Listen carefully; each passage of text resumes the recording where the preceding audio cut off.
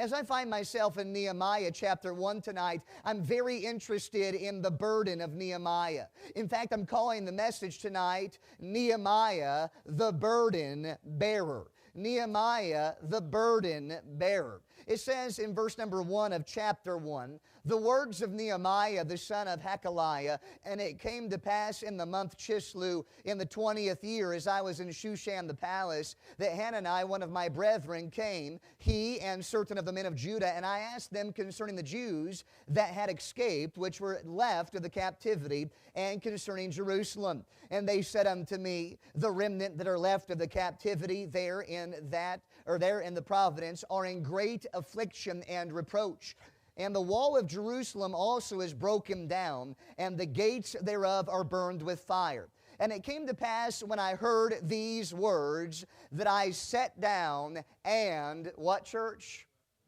Here we see unfolded before us in chapter 1 of the book of Nehemiah, Nehemiah's great burden. And what you find if you were to continue through the book of Nehemiah is that Nehemiah carried such a burden. It was the weight of his people. It was the weight of his place. It was the weight of stepping out and water walking for God in a direction that no one else was going. Nehemiah was about to take on a very large burden, but he understood this. He had a God that was big enough to handle it.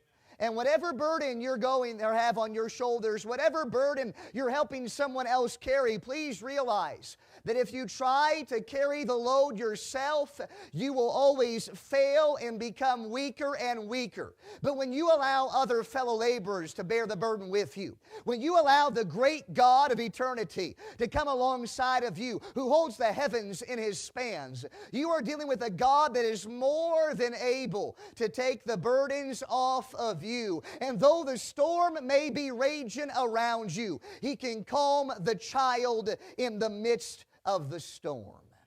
Before we get deeply involved in the message tonight, I'm going to have Pastor James come up and help me with something. Pastor James is going to be our burden bearer this evening. Pastor James, I would like you to take your first burden and just hold it for a while.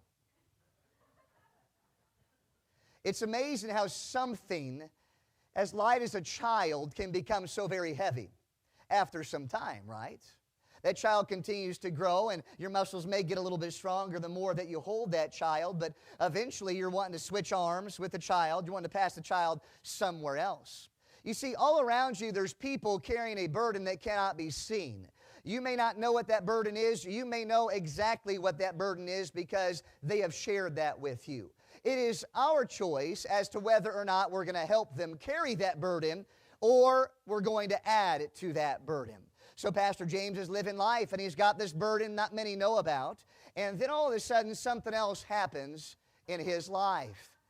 And Pastor James has another burden that's added to him.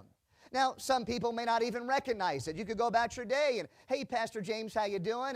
And he may say, well, because that's just a normal reaction, or he may just not want to let you know what's going on, and you walk on your merry way, all the while realizing the beads of sweat are starting to come down his forehead. He's carrying a load that we have been created to help him carry, and that if he allows God to help him carry, God will do so. But eventually another burden comes his way. And sometimes these burdens happen very quickly. Sometimes they take some time. And Pastor James has another burden that is loaded down on him. By the way, he did not do anything this week to rub me the wrong way. That's not why he's being used as this illustration tonight. But Pastor James, that looks quite uncomfortable.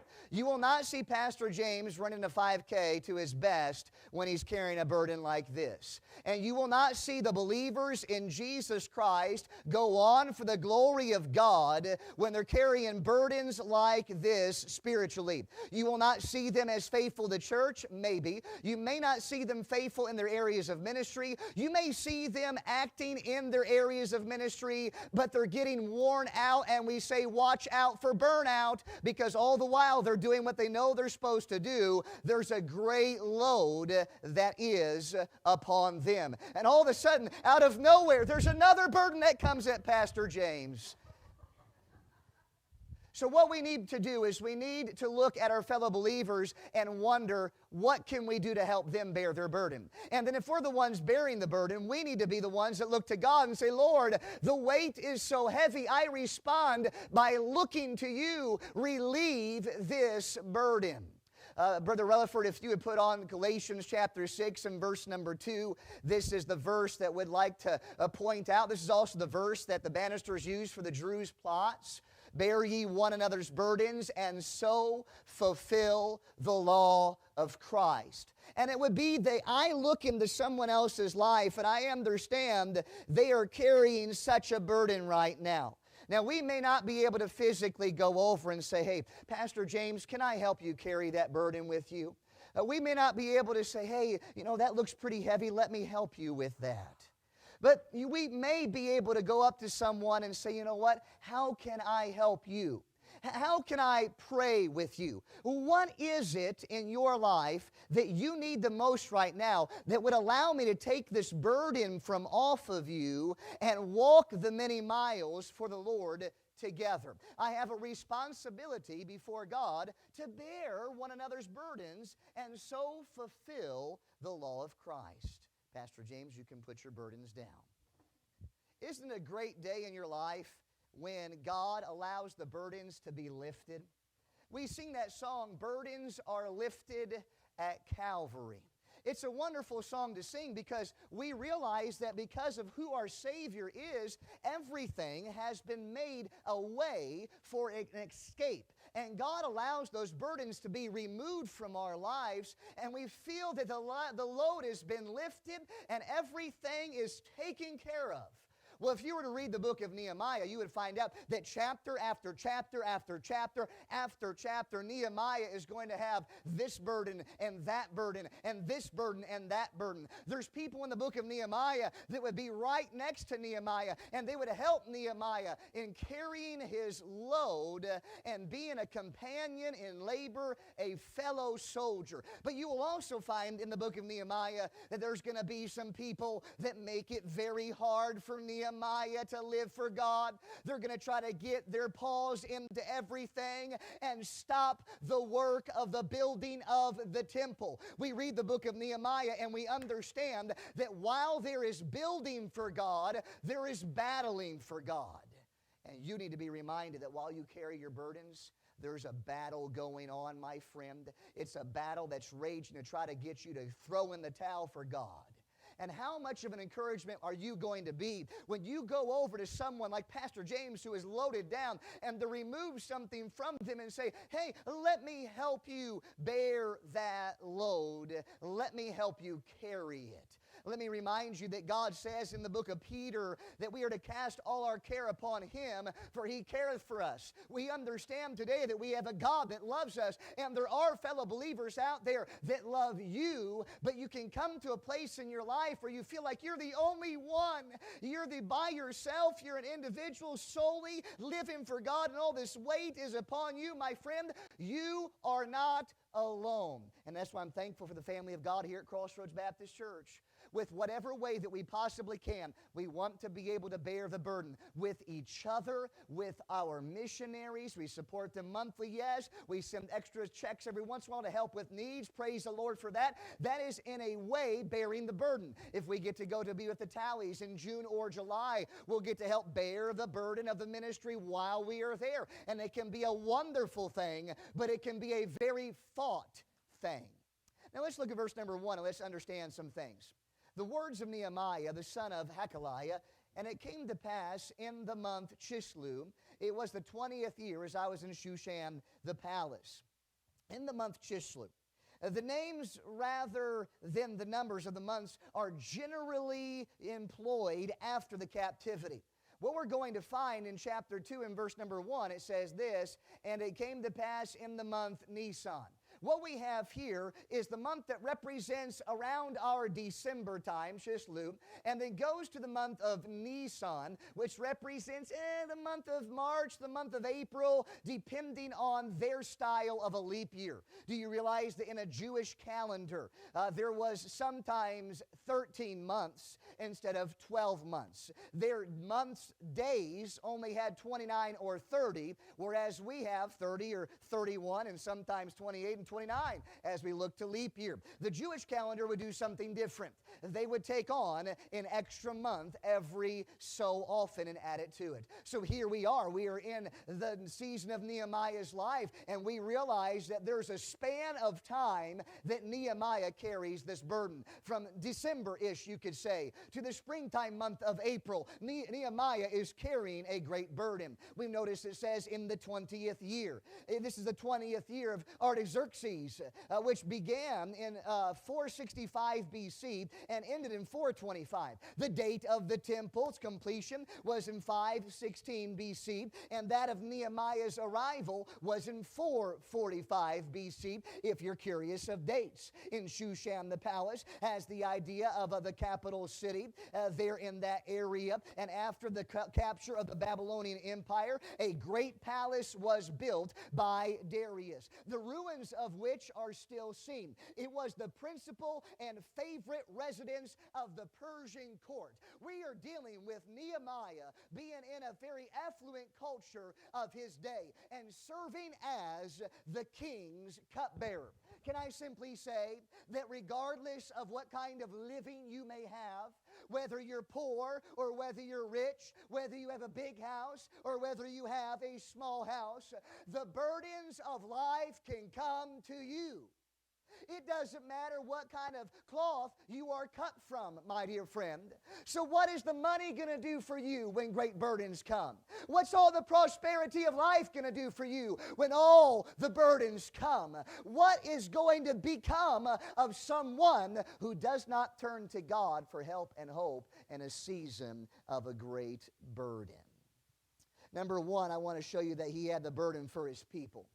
Look at verse number 1 and verse number 2. How about verse 2? We already read verse 1 a few times. That Hanani, one of my brethren, came, and he and certain men of Judah, and I asked them concerning the Jews that had escaped, which were left of the captivity, and concerning Jerusalem. So he had a great burden for people. My friend, can I ask you, do you have a great burden for people? Or do you just kind of overlook them as you go by your way? When you hear about somebody that has a need, what kind of emphasis do you place upon that need that they have? Are you hoping that within they do not ask you for your help? Or are you desiring, hey, how can I be a blessing to you? How can I help carry this burden? What way can I encourage you through this season of your life? Sad to say, many of us at many times are so fleshly and so rooted in our sin that when there's a great need in someone's life out there, we wish we never come across them. But I want to show you that right from the very, very beginning, Nehemiah wanted to know how his people were doing. How are those who were captive? What's going on in their life? What is taking them right now? What is transpiring? Nehemiah had a burden for his people. Well, this past week I had a pastor call me. He was almost in the place of tears on the phone as someone in his church was going through a very rough time, to the extent that one of the first people that was thought of was Miss Rachel. Pastor calls up and pastor says, hey, Brother Justyn, I want to do whatever I can to get Miss Rachel here. I said, when do you want her here? He said, yesterday. It's that imperative. We want her to be able to come and to be able to be with and to help. Thankfully, as the Lord would have it, some other situations took care of a more immediate getting someone there. So Miss Rachel's was not needed for the particular situation. Can I tell you that besides the pulpit ministry at churches, you're only seeing the tip of the iceberg here of all that goes on in ministry at a church, and throughout the week, all the ministering and all the opportunities that build up and weigh down on a man of God or a Sunday school teacher or an evangelist or whomever it may be can be quite enormous, to the extent of, hey, I'm calling you to help bear this burden in prayer. I'm I'm calling you because you could be good for the job to carry this burden with me and minister in a way that only you can. A burden for people. Do you have it? We should have it. Number 2, Nehemiah had a burden for his place. Nehemiah had a burden for his people. Nehemiah had a burden for his place. Look at what he said at the end of verse number 2. And concerning Jerusalem. And they said unto me, the remnant that are left of the captivity there in the province are in great affliction and reproach. And the wall of Jerusalem also is broken down. And the gates thereof are burned with fire. Have you ever known of a place that used to mean so much to you because it was at that place you got saved? Or it was at that place that the Lord called you into ministry? Or it was at that place your heart got right with God? And now it's been 20 years.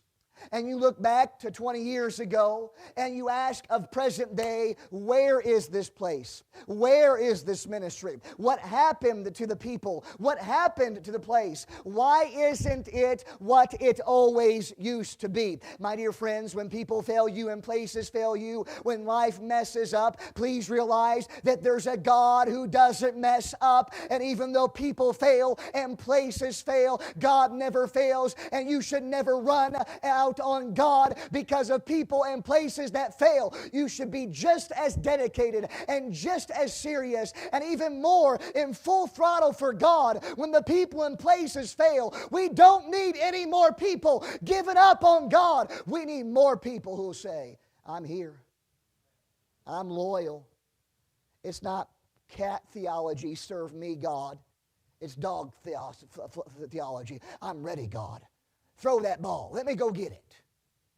I want to be right where I need to be for God. Here Nehemiah is in a palace. Here Nehemiah is the king's cupbearer. Here he is in the culture that's not his own, but yet a culture that has been evidently blessed with prosperity. And yet he's living life without doing a thing for God, and he's about to confess it. Number 3, he had a burden for his position.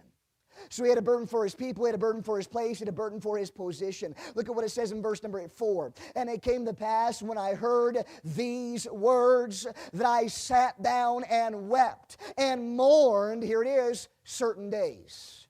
Nehemiah says, I can't even really give you how many days I wept and how many days I mourned. But when I first heard the news, it shocked me. All I could do was sit. That has happened? Hannah, did it really happen? Are you trying to pull my leg or something? Really? This has happened during great affliction? And the walls have been torn down? Are you serious? And Nehemiah begins to weep. Have you ever had something happen in your life that brings you to the point of tears and the point of mourning and the point of nothing could cheer your day? Everyone's trying to bring something into your life that you like, but you don't want any of it because your heart is literally torn in two and you're weeping over the situation. Nehemiah is burdened for his position before God. As we continue to read about his burden, we see what it says in verse number 5 or verse 4 at the end. He mourned certain days and fasted and prayed before the God of heaven. I want you to notice his response when he understood the people in the place. His response was to pray. His response wasn't to fix it. His response was to pray. His response, well, he wept, yes, and he mourned certain days, but he turned to God with a voice of prayer. How many times in our life do we turn to God at the very last instead of the very first? Think about Abraham for just a second. There Abraham is. He's being very hospitable to the men of God that are come by his house. He's fed them. He's done so much for them. And then the news of Sodom and Gomorrah has come. And God's about to rain hell, fire, and brimstone because of Sodom's wickedness. God's going to wipe out all the cities around about them in like manner. So what does Abraham do? Does Abraham get up and Abraham point his finger at Sodom and say, see Sodom, you're getting what you deserve? Does Abraham stand up and begin to preach, you're sinners and you're going to die, the judgment of God is coming? No, he does not. What you find Abraham doing, he does not point the voice of accusation, but rather he stands before God and he prays to God. God, would you spare the city? Would you spare the homosexuals? Would you spare those who do not strengthen the hands of the poor and needy? Would you spare those in that city who are given over to their pride? Because when you read the book of Ezekiel, you find out that God doesn't destroy Sodom just because of their abominations of homosexuality. God destroys Sodom and Gomorrah because they did not strengthen the hands of the poor and needy. They were full of pride and arrogancy and every evil way. That's why God destroyed it. But Abraham did not start pointing out their sin. Abraham started doing the one thing that he could, and that was pray to God. What do you do when you're faced with such burdens in life? Do you complain about it? It wasn't like this in my day. I start saying that now. That's a sign of getting old, right? Well, when I was younger, that didn't happen. Just talking about this with my brother this afternoon as we're sitting in the hospital waiting on Dad's procedure. And my brother Dennis and I were talking about when we were kids, they didn't do what the kids are doing nowadays. As he sits in the same neighborhood that we grew up in. And he's like, the other day I caught some kids running in my yard. They were in between my house and my garage. He says, they're just such full of disrespect these days. And Mom's like, you wouldn't have done that when you were a kid? I don't think we did. Instead of complaining about it, what about praying about it? What about lifting up a voice to God and saying, Lord, this is the burden I'm carrying, and I'm asking you to remove it, and I'm asking you to heal our land, and I'm asking you to revive our country, and to do whatever you can, and whatever you are allowing as we move forward. Nehemiah had a burden for his position. Look at verse number 6. How about verse 5? And this is what he said. He said, I beseech thee, O Lord God of heaven, the great and terrible God, that keepeth covenant and mercy for them that love him and observe his commandments. Let thine ear now be attentive, and thy prayer for thy servant, which I pray before thee now, day and night. Notice how often he prayed. For the children of Israel, thy servants, and confess the sins of the children of Israel. So notice, Nehemiah is confessing the sins of the children of Israel. God, they're stubborn God, they're rebellious God, they're sinful. But look at what he continues to say. Which we have sinned. Do you see Nehemiah's prayer? He included himself in this prayer before God. In his prayer of confession, he wasn't just confessing the sin of the nation, he was doing that. But then he was also getting right down to number 1. He was talking about himself. We have sinned against thee. Both I and my father's house have sinned. He was burdened about his position when he saw the people and their affliction. When he heard about the place and its destruction, it then turned to prayer, which then would turn to a confession of his own sin before his God. Then he says, we have dealt very corruptly against thee, and have not kept the commandments, nor the statutes, nor the judgments, which thou commandest thy servant Moses. Now, I don't know, Nehemiah, I don't know what he was involved in with saying that. But do you realize that based upon this verse, he may simply be saying that he was corrupt for one reason and one reason alone, and that was because that they did not keep the commandments and the judgments of God when God told them to. Do you realize the New Testament says, little children, keep yourselves from idols? That's a command of God in the New Testament that we are to keep. What idols may you have in your life that you need to get rid of, that you would allow you to get back to a place of keeping the Word of God and not forgetting what the Word of God has to say? He had a burden for his position. I must move on. He had a burden for God's promises. Look at verse 9. But if ye turn unto me and keep my commandments and do them, though there were of you cast out unto the uttermost part of the heaven, yet will I gather them from thence, and will bring them unto the place that I have chosen to set my name there. You know what Nehemiah is doing? He's recalling the promises of God in prayer. He is looking to the God of heaven in prayer. He's pointing out his sin while he's in prayer, and then he gets to the place of lifting up the promises of God. Hey, you know what, Christian, it's good to do? When you bow before God in your prayer closet, it's good to come before God and say, Lord, your Bible says in Matthew 7:7, ask and it shall be given you. Seek and ye shall find. Knock and it shall be opened unto you. And God, all I'm doing is bringing your promises before you. I'm not bringing the will of man, but God, I'm praying according to your word. Lord, these are your promises. Will you keep them? And of course, God is a God that always keeps His promises, the word that He has promised to His people. Then notice number 5, he had a burden for God's prosperity in his homeland. Look at what it says in verse number 10. Now these are thy servants and thy people whom thou hast redeemed by thy great power and by thy strong hand. O Lord, I beseech thee, let now thine ear be attentive to the prayer of thy servant and the prayer of thy servants, who desire to fear thy name and prosper. I pray thee, thy servant this day, and grant him mercy in the sight of this man, for I was the king's cupbearer. Do you realize that in that day, as a cupbearer, from what I am told, that you could have been taken and let go of your job, and furthermore, you could have been killed if your countenance before the king was sorrowful and sad. If you came before the king and you presented to him an atmosphere that would kind of demolish, if you will, the atmosphere of the king, then you could be punished for doing so. So at the end of his prayer, here's what Nehemiah is doing. Oh God, my heart is so heavy. My heart is so sad. God, remember your promises. And Lord, please have mercy on me as I am a servant to the king. I am his cupbearer. Sometimes the weight of your burden gets so heavy, doesn't it? That when you wake up and work your 9 to 5 or whatever schedule you have, it's very hard to leave home at home. And sometimes it's very hard with the burdens you have at work to leave work at work when you go home. Nehemiah is in essence praying this way, oh God, when I go into work, when I am the king's cupbearer again tomorrow, and I step before him at breakfast and lunch and at dinner, Lord, you're going to have to help me as I stand before him. You're going to have mercy upon me because my heart's so heavy. I'm carrying these burdens all around me, and it's very evident, dear God, please, would you hear my prayer? I want you to see this in verse number 2.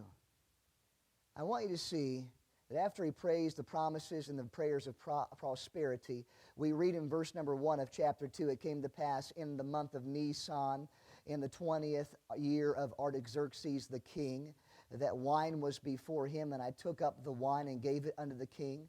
Now I had not been before time sad in his presence. Answer to prayer.